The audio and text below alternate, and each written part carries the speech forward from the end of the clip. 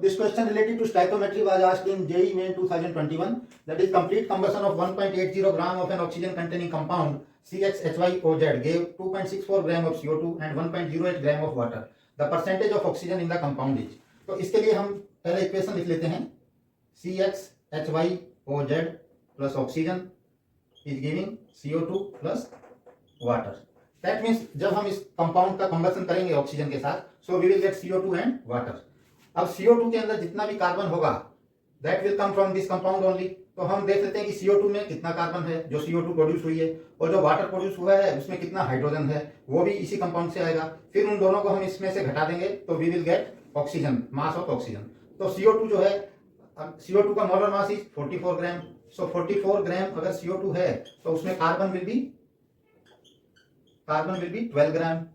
Okay, so 1 gram CO2 will have carbon 12 divided by 44 ग्राम, और हमारे पास 2.64 ग्राम CO2 बनती है. तो 2.64 ग्राम CO2 will have carbon multiplied by 2.64 ग्राम.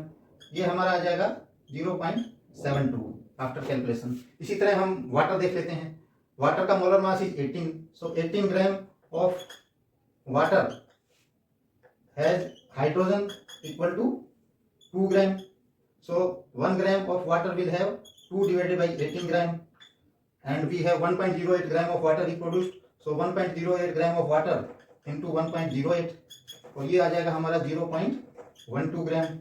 सो हमारे पास हाइड्रोजन आ गया और कार्बन आ गया. So remaining will be oxygen.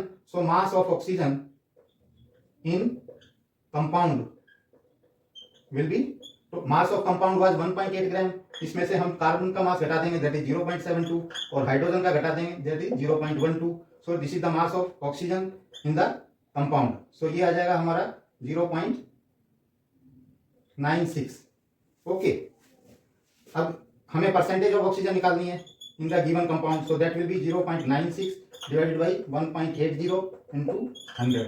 तो ये आ जाएगा हमारा 96 divided by 1.8. This will be